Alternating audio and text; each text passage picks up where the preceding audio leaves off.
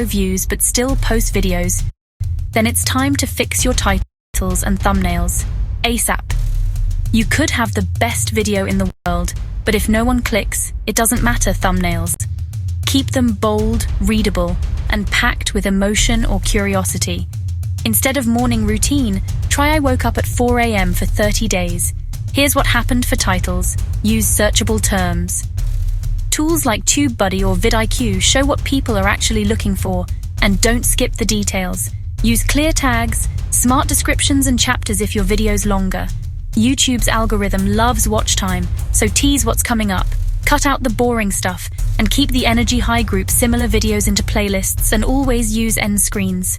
Ask people to subscribe, you'd be surprised how many just need the reminder. Use the community tab and shorts for extra growth. Post polls behind the scenes and quick tips.